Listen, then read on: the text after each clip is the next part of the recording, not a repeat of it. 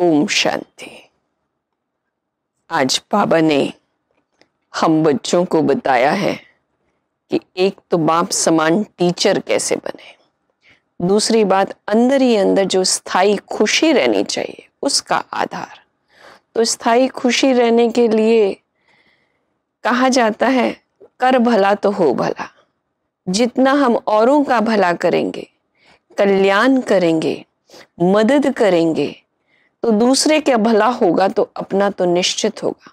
दूसरे को खुशी देंगे, उसके जीवन में खुशहाली आएगी तो अपने जीवन में भी खुशी आएगी।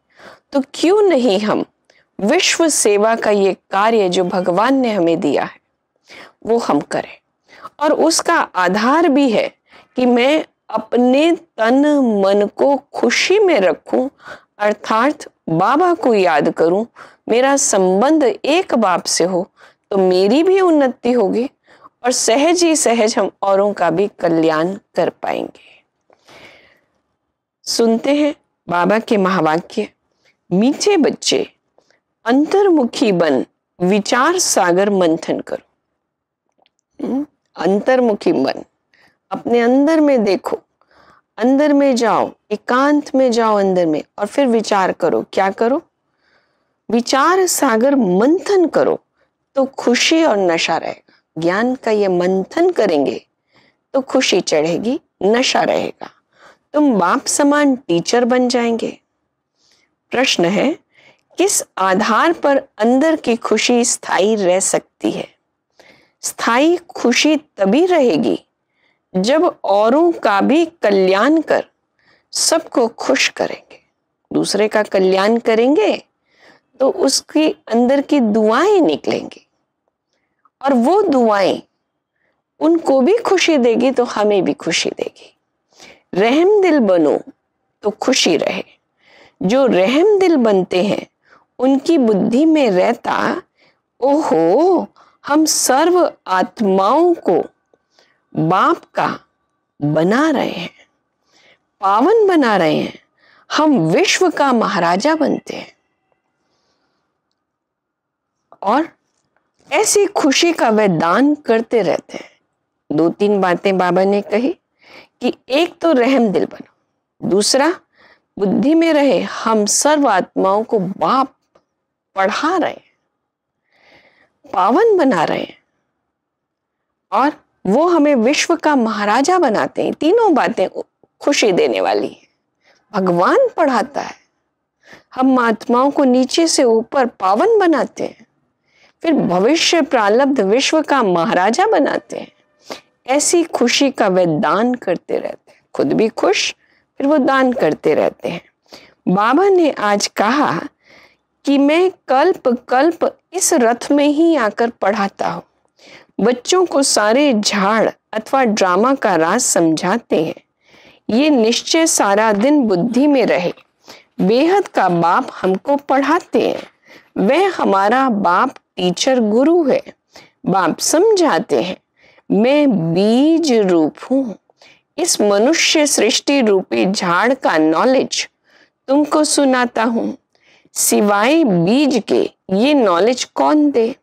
ऐसे नहीं कहेंगे कि झाड़ को उसने रचा।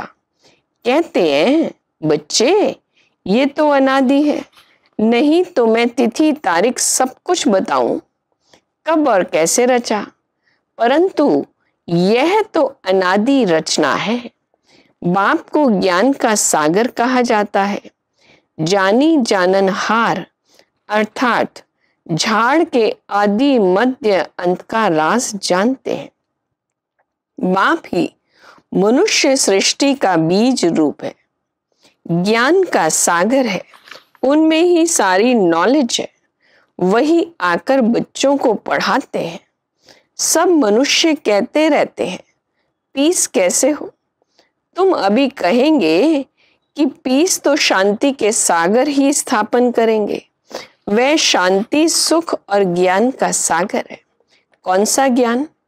सृष्टि के आदि मध्य अंत का। वो लोग ज्ञान तो शास्त्रों को भी समझते हैं। ऐसे तो शास्त्र सुनाने वाले ढेर हैं। ये बेहद का बाप खुद ही आकर परिचय देते हैं और सृष्टि के आदि मध्य अंत की नॉलेज भी देते हैं। ये भी समझते हैं कि उनके आने से ही पीस स्थापन हो जाती है। वहां है ही पीस। परमात्मा जब आता है, बाप जब आता है, तो उनके आने से ही पीस स्थापन होती है। वही आकर अपना भी परिचय देता है और उससे हमारा नाता जुड़ता है, तो पीस स्थापन होती है। ये भी कोई नहीं जानते कि शांति धाम में सब शांति में थे। वे कहते रहते हैं यहाँ पीस कैसे हो। दुनिया वाले कहते रहते हैं इस संसार में फिर से शांति कैसे हो। यहाँ थी जरूर, पीस चाहिए। राम राज्य वाली कौन सी पीस चाहिए, जिसको याद करते हैं राम राज्य। जैसे वहां सुख शांति थी वही चाहिए। राम राज्य कब था ये किसको मालूम नहीं है। बाप जानते हैं कितनी ढेर आत्माएं हैं। मैं इन सब का बाप हूँ, ऐसे और कोई कह नहीं सकते। जो भी सब आत्माएं हैं सब इस समय यहाँ है। पहले शांति धाम में थी, फिर सुख धाम में आई, फिर सुख धाम से दुख धाम में आई हैं। सुख दुख का ये खेल कैसा बना हुआ है ये कोई नहीं जानते। ऐसे ही सिर्फ कह देते हैं कि आवागमन का खेल है, जानते कुछ भी नहीं है।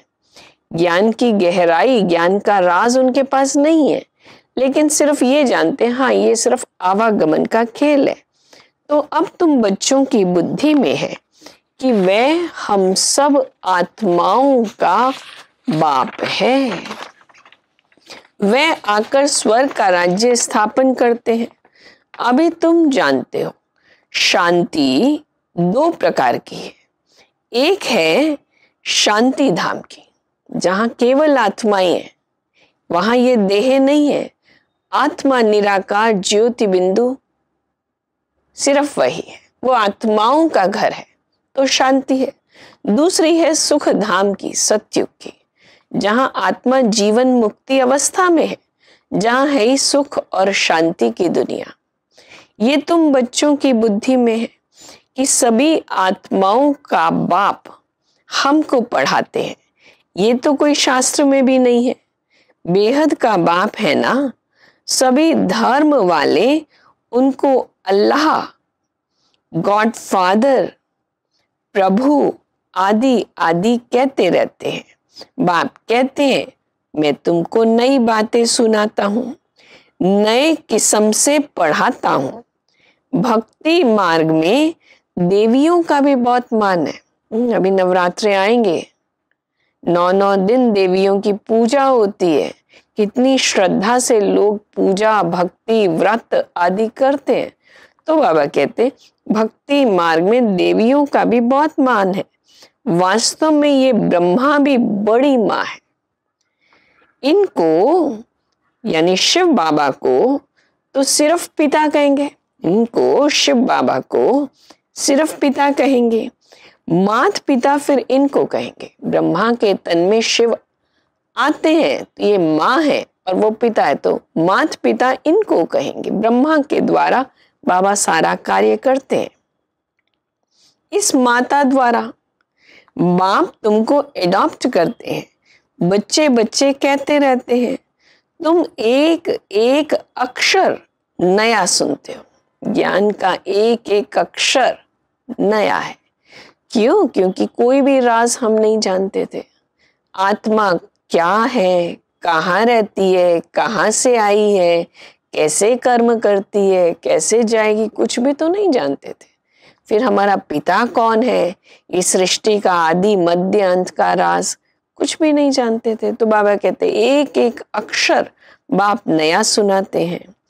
अंतर्मुख हो, ऐसे ऐसे जब विचार सागर मंथन करेंगे तब वह खुशी और नशा रहेगा। अंतर्मुखी हो, जब ज्ञान का मनन करेंगे तो खुशी भी चढ़ेगी, तो नशा भी रहेगा। बड़ा टीचर तो है शिव बाबा, वह फिर तुमको टीचर भी बनाते हैं। उनमें भी नंबरवार है, सब खुश होते हैं। टीचर में भी नंबरवार बनते हैं। फिर बाबा कहते हैं सब खुश होते हैं। कहते हैं ऐसे बाबा के पास हमको भी जल्दी ले चलो। फिर जिनको ज्ञान सुनाते हैं वो बाप को पहचानते हैं, फिर कहते हैं हमें भी भगवान से मिलाओ। जिसने तुमको ऐसा बनाया है, बेहद का बाप हमको पढ़ाते हैं। उन्हें ही भक्ति मार्ग में, उनके ही भक्ति मार्ग में कितने नाम हैं। कोई परमात्मा, राम, प्रभु, अल्लाह कहते हैं। एक ही टीचर के देखो कितने नाम रख दिए हैं। टीचर का तो एक ही नाम होता है, अनेक होते हैं क्या? कितनी ढेर भाषाएं हैं। तो कोई खुदा, कोई गॉड क्या क्या कह देते हैं। खुद समझते हैं मैं आया हूं बच्चों को पढ़ाने। जब पढ़कर देवता बनेंगे तो विनाश हो जाएगा। अब तो पुरानी दुनिया है, उनको नया कौन बनाएगा। बाप कहते हैं मेरा ही पार्ट है, मैं ड्रामा के वश हूं। बाबा का भी पार्ट है आकर इस पुरानी दुनिया को नया बनाना। गोप गोपियां अक्षर ही मीठा है, गायन भी है ना। अच्युतम केशवम गोपी वल्लभम जानकी नाथम, ये महिमा भी इस समय की है, परंतु न जानने के कारण सब बातें गुड़ गुड़धानी बना दी है। समझते नहीं है तो फिर बाबा कहते बच्चे ये सारी बातें मिला दी हैं, तो जैसे गुड़ में कोई भी चीज डालो गुड़ गुड़धानी बना दी है। बाप आकर तुमको सृष्टि चक्र की नॉलेज देते हैं, जिसको जानने से तुम त्रिकालदर्शी त्रिनेत्री बन जाते हो। बच्चों को दिल में आना चाहिए, सब आत्माओं का बाप हमको पढ़ाते हैं, पावन बनाते हैं, तो अंदर में कितनी खुशी होनी चाहिए। परंतु वह खुशी भी तब आएगी जब फिर औरों का कल्याण कर सब खुश रहो। औरों का कल्याण कर सबको खुश करो, रहम दिल बनो। ओहो बाबा, हमको विश्व का महाराजा बना देते हो। अंदर में ये स्मृति, ये खुशी, नशा चढ़े। बाबा हमें क्या से क्या बनाते हो, विश्व का महाराजा बना देते हो। राजा रानी प्रजा सब विश्व के मालिक बनेंगे ना। तो बाबा ने खुशी का राज बता दिया, जब औरों का कल्याण कर, ये खुशी तभी आएगी जब औरों का कल्याण कर, सबको खुश कर। ऑटोमेटिक है, जब हम औरों का भला करते हैं, औरों को शांति मिलती है, औरों के अंदर एक शुरू में ही अंदर स्मृति चढ़ती है, मैं कौन, मैं शिव बाबा का बच्चा, ये संबंध जुटता है तो खुशी आती है। जब आत्मा शुद्ध बनना शुरू होती है खुशी चढ़ती है। तो ये खुशी जब हम औरों को देते हैं तो अपना भी कल्याण, उनका भी कल्याण। तो बाबा कहते औरों को खुशी दो, खुश करो, तो अपने अंदर भी खुशी आए। वह खुशी तब आएगी जब फिर औरों का कल्याण कर सबको खुश करो, रहम दिल बनो।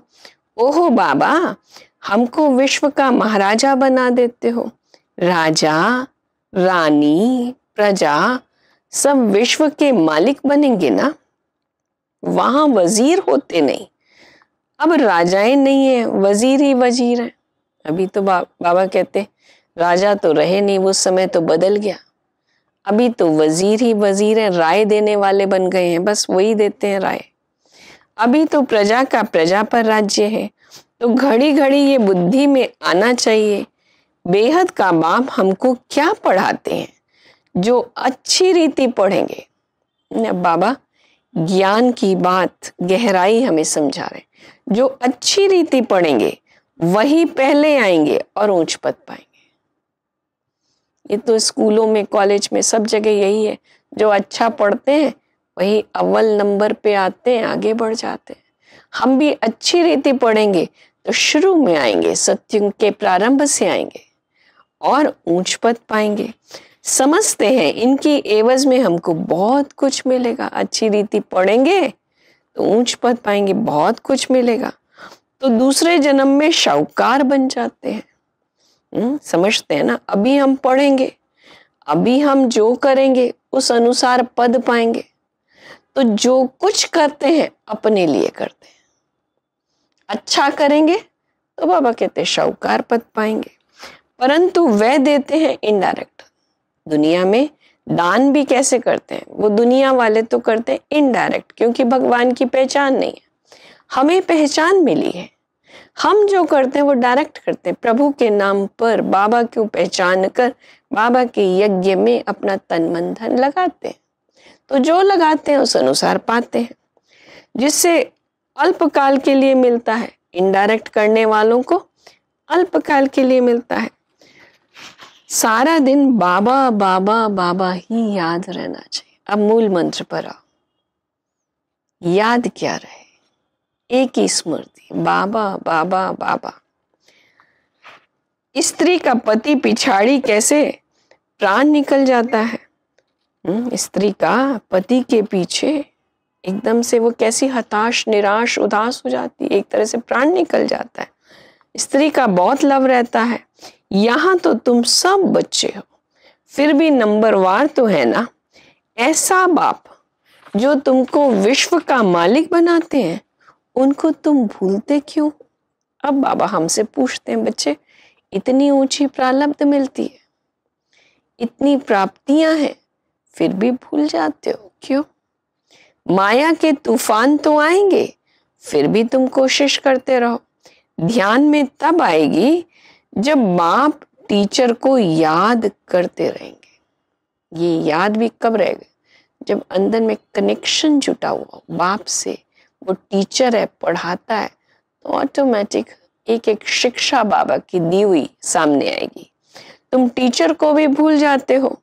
बाप कहते हैं जब तक मैं हूं, विनाश का समय आए और सब कुछ इस ज्ञान यज्ञ में स्वाहा हो जाए, तब तक पढ़ाई चलती रहेगी। इसको दूसरे शब्दों में कहेंगे, ये पढ़ाई तो हमें अंत तक करनी है। जब तक है, जब तक जीना है, तब तक पढ़ना है। दुनिया को विनाश होना है, विनाश आना ही है, वो दिखाई दे रहा है, सब कुछ होगा, सब कुछ स्वाहा होना, ये ज्ञान यज्ञ भी स्वाहा हो जाए। लेकिन मुझे अंत तक एक ही बात याद रहे, एक बाबा, उसकी याद बनी रहे, और अंदर ही अंदर ज्ञान का चिंतन। अच्छी रीति पढ़ो, फिर बाबा अंडरलाइन कराते हैं, अच्छी रीति पढ़ो और सुदामा मिसल जो ट्रांसफर करना है वह करते रहो। हमारे पास है ही क्या? ये तन भी कैसा है, रोगी। आज यहाँ दर्द है, आज वहां दर्द है। मन भी कैसा है, कोई कहता है ये चंचल है, कोई कहता है काला है, कोई कहता है बेईमान है। तो मन की स्थितियां भी देखो कैसी। तो ये तन, ये मन, फिर ये धन भी कैसा है। मन ही दूषित हो गया तो धन भी कैसा होगा। तो जितना हम तन मन धन बाबा के कार्य में लगाएंगे उतना ही सफल होगा। तो हमारा तो अपना है ही क्या? कुछ भी तो अच्छा नहीं, कुछ भी नहीं है। तन भी हमें यहाँ मिला, अब दूसरे तरह से देखो, यहाँ मिला यहीं छोड़ना है, मेरा तो क्या है। बाकी रही मन की बात, मन को शुद्ध बनाएंगे तो मेरा कल्याण होगा, वरना तो कैसे होगा। धन आज है कल नहीं होगा, वैसे भी कहते हैं धन का तो कुछ ठिकाना नहीं। तो मेरा अपना है क्या? अभी मेरे पास कुछ भी नहीं, जो थोड़ा बहुत है ये, इसको जितना मैंने सफल किया हुआ होगा तो भविष्य मेरा ऊंचा बनेगा। तो सुदामा की तरह, सुदामा के पास पोटली चावल वो भी मांग के लाया था, अपना कुछ नहीं था, और उसने वो दे दिया तो उसको इतना बड़ा महल मिल गया। हमारे पास भी क्या है, जो है उसको मैं सफल करूं, बाबा के कार्य में लगाऊं, तो निश्चित हमें भी भविष्य प्रारब्ध मिल जाएगी। अच्छी रीति पढ़ो और सुदामा मिसल जो ट्रांसफर करना है वह भी करते रहो। ये बहुत बड़ा व्यापार है। बाबा व्यापार में बहुत फ्राक दिल थे। रुपए से एक आना धर्माऊ निकालते थे। 1% तो निकालना चाहिए ना। भल घाटा पड़ता था क्योंकि सबसे पहले हमको डालना पड़ता था। कहते थे आप जितना जास्ती भरेंगे आपको देख सब भरेंगे, जितना हम लगाएंगे तब दूसरा लगाएगा। कैसे लगाएगा? बाबा ने तो वैसे हम बच्चों को सिखा दिया, बच्चे कम से कम 10% तो लगाना चाहिए, बाकी अपने ऊपर है मैं कितना सफल करूं अपना। वह था भक्ति मार्ग, यहाँ तो सब कुछ बाप को दे दिया। जब बाबा बने, बाबा का संबंध बाबा से जुटा, बाबा के बने, तो बाबा ने यहाँ तो अपना सब कुछ लगा दिया, सोचा ही नहीं, पीछे मुड़कर देखा ही नहीं, किसी को देना भी है ये सोचा ही नहीं, सब कुछ सफल कर दिया। बाबा ये सब कुछ लो, विनाश का साक्षात्कार, चतुर्भुज का भी साक्षात्कार हुआ। तो उस समय समझ में आया हम विश्व का मालिक बनेंगे, हमको राजाई मिल रही है। तुमको कुंभकर्ण की नींद से जगाने का कितना पुरुषार्थ करा रहे हैं, तो भी तुम जगते नहीं, है ना हैरानी की बात। भगवान हमें जगा रहा है कुंभकर्ण की नींद से, अब तो हम जागे, हमारा ही भला, हमारा ही कल्याण होना है, तो अपना कल्याण तो करना चाहिए ना। तुम बच्चे जास्ती याद कर सकते हो, जिनके माथे मामले उनको नींद कहाँ से आए। ब्रह्मा के लिए तो बाबा हमेशा कहता उसके माथे मामले इतने, अनेकों का कल्याण करना है, आपको तो सिर्फ बाबा को याद करना है। कितनी बांधेलियों के समाचार आते हैं, ब्रह्मा बाप के पास तो अनेक समाचार आते। बाबा को ख्याल होता बिचारियां मार खाती हैं, पति कितना सताते हैं, भल समझते हैं ड्रामा में है, हम कर ही क्या सकते हैं। कल्प पहले भी अबलाओं पर अत्याचार हुए थे, नई दुनिया तो स्थापन होनी ही है, नई दुनिया तो आनी है, हर अति का अंत है, कलयुग रात, अब आखिर तो सवेरा आना है।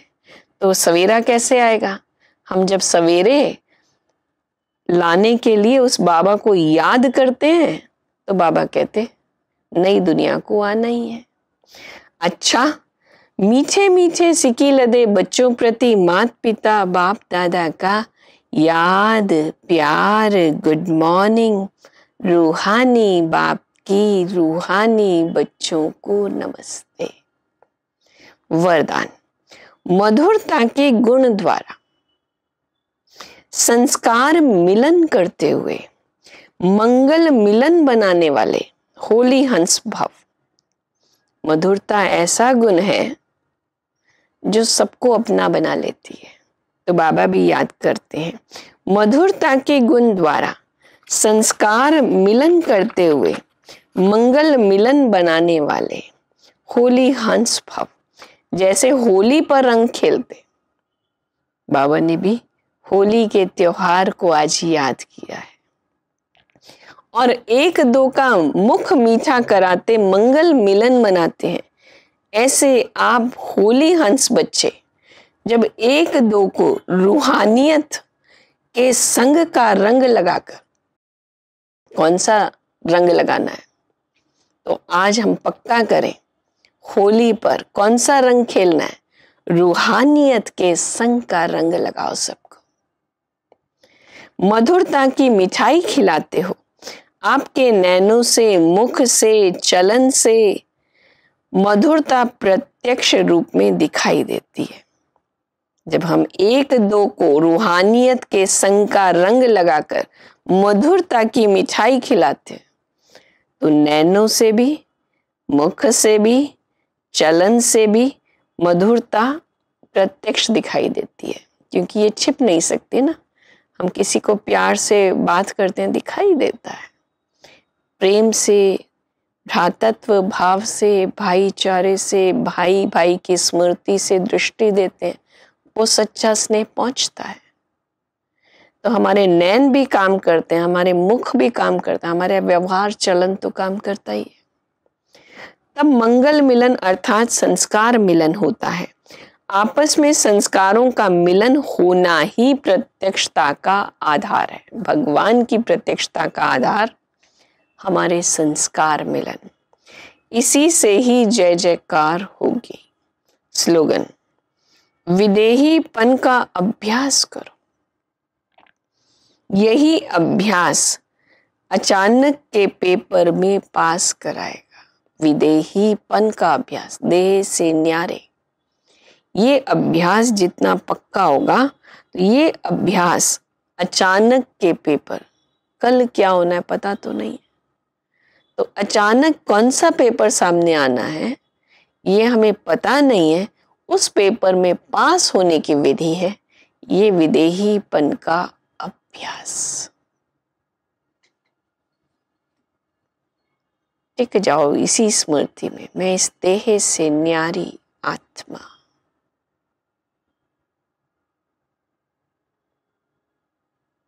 मैं आत्मा ज्योति बिंदु अपने इस ओरिजिनल स्वरूप में, निज स्वरूप में स्थित।